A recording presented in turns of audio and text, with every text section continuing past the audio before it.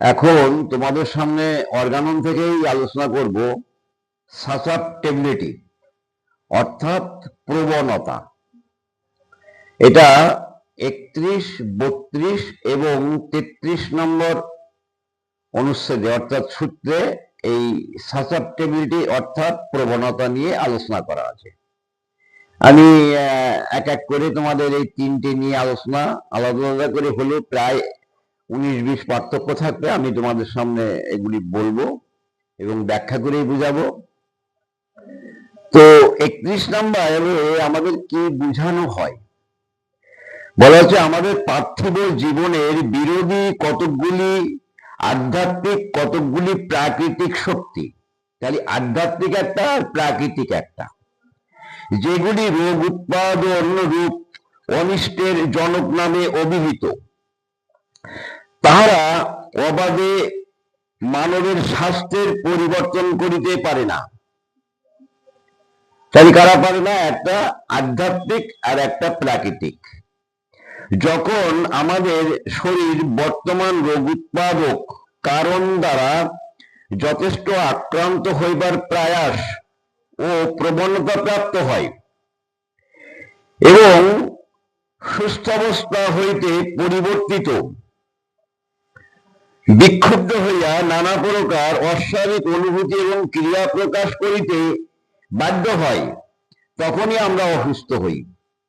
এই জন্য তারা প্রত্যেক লোকেরই বা সকল সময় রোগ উৎপাদন করিতে পারে না। আচ্ছা, তাহলে এবার প্রাকৃতিক, একটা হচ্ছে প্রাকৃতিক আর একটা হচ্ছে আধ্যাত্মিক। তো প্রাকৃতিক বলতে কুকুরে কামড়ানো, পড়ে যাওয়া, অ্যাক্সিডেন্ট করা, বাঘে খেলো, এই যে স্থূল যে সমস্ত কারণগুলি দ্বারা আমরা কখনো কখনো আক্রান্ত হই। তাহলে বাঘে খেতে গেলে তো ঘরে বসে বসে বাঘে খাবে না, সে বাঘের নিকটে যেতে হবে। বা অ্যাক্সিডেন্ট, এগুলি তো আমরা ঘরে বসে পড়ে অ্যাক্সিডেন্ট এইভাবে হয় না।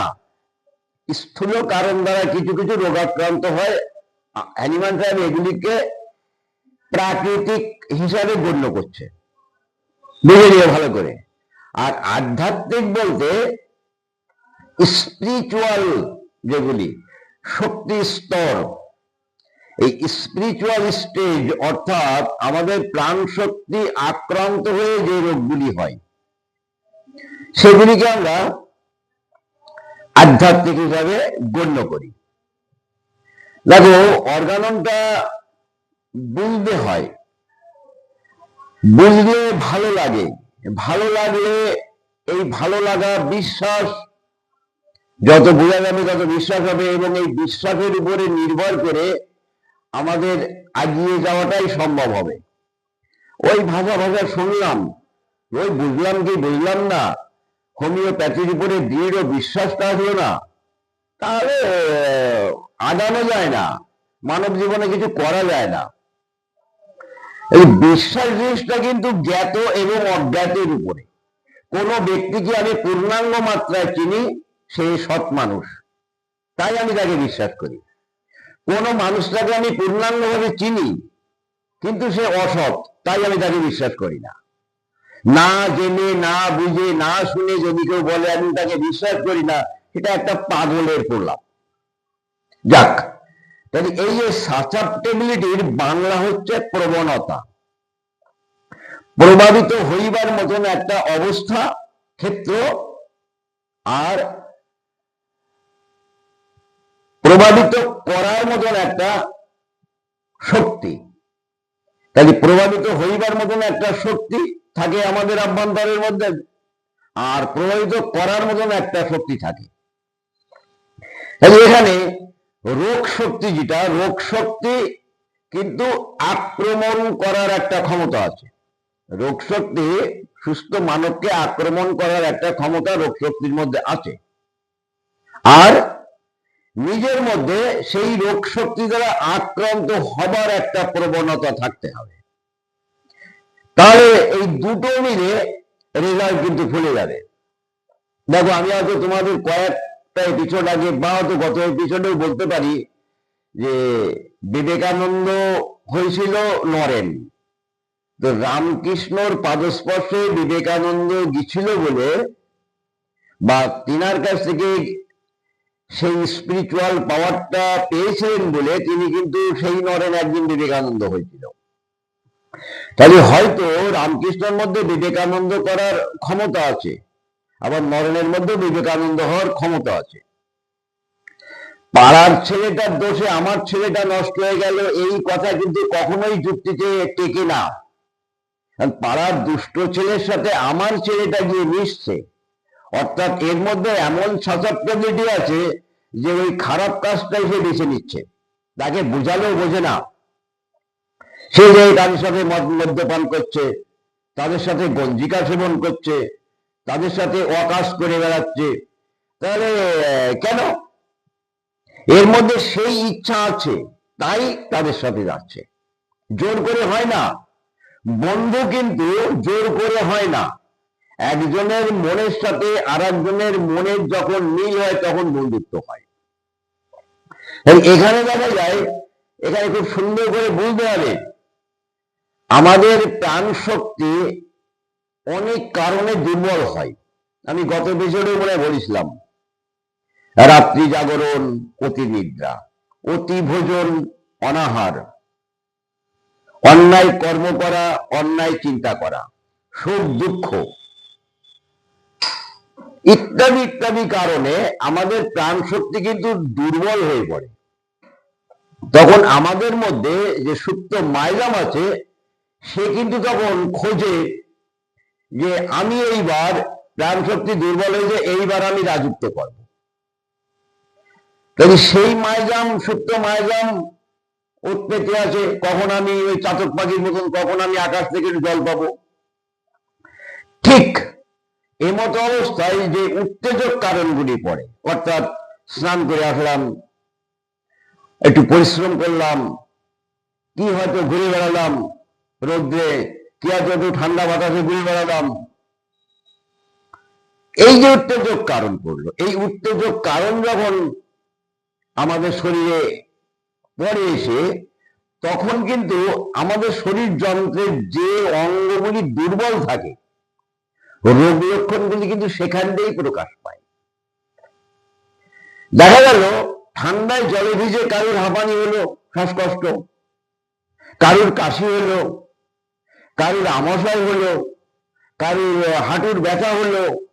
তাহলে ঠান্ডায় যদি সত্যিকারের মূল কারণ হতো, তাহলে প্রত্যেকেই তো একই কষ্ট হতো।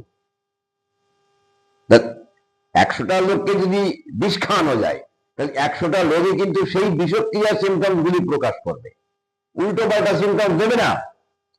এখানে দেখা যাচ্ছে একই এক্সাইটিং কজ দ্বারা এক একজন এক এক রকমের রোগ লক্ষণ প্রকাশ করছে। এক্সাইটিং কজটা কিন্তু মূল কারণ নয়, এক্সাইটিং কজটা হচ্ছে উদ্দীপক কারণ বা পরিপোষক কারণ। তাহলে এবার বোঝা গেল। এবার যদি আমরা এত গেল ক্রনিক ডিজিজের ক্ষেত্রে, যদি অ্যাকিউট ডিজিজের ক্ষেত্রে আমরা লক্ষ্য করি, তাহলে আমরা দেখি যে যে সমস্ত তরুণ রোগগুলি আছে, মামস হোক, কনজাংটিভাইটিস হোক, হাম হোক, তারপরে পক্স হোক, যেগুলি আমরা তরুণ রোগ বলি, কলেরা হোক, ইনফ্লুয়েঞ্জা হোক, ডেঙ্গু হোক, এরা এই যে রোগগুলি যারা মেয়াদি সম্পন্ন রোগ, যাদেরকে আমরা অ্যাকিউট ডিজিজ বলি, যদিও এটা নিয়ে আমি 72 নম্বর সূত্রে আলোচনা করব। এই অ্যাকিউট ডিজিজ দ্বারা আক্রান্ত কি সবাই হয়? হয় না। যে পাগলটা রাস্তার ধারে শুয়ে থাকে রাত্রে, তারে কি মশাই কামড়ায় না? আর এই ঘরের মধ্যে যারা মশাই থাকে, মশারিতে বাস করে, তাদের মশাই কামড়ালে ডেঙ্গু হয়ে গেল, পাগলটার কি মশাই কামড়ানি না? ডেঙ্গু মশাই কি পাগলটাকে কামড়ায়নি?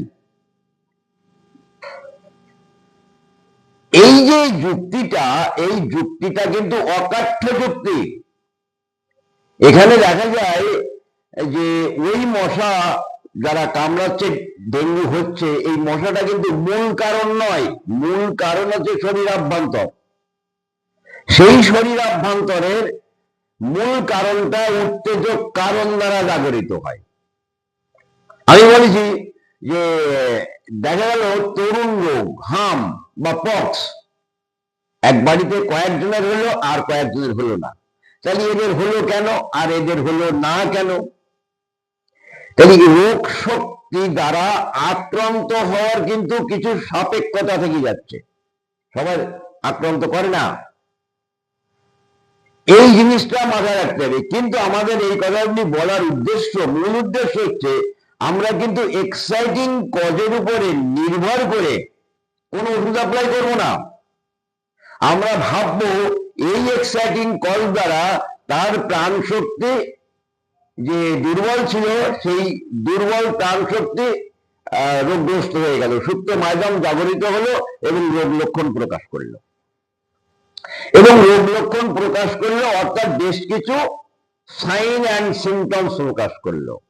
সাইন অ্যান্ড সিমটমস এর মধ্যে রোগের কিছু কমন সিমটমস থাকে আর রোগের কিছু লক্ষণ থাকে। কারুর জ্বরে ফিভার থাকে, কারুর জ্বরে ফিভার থাকে না।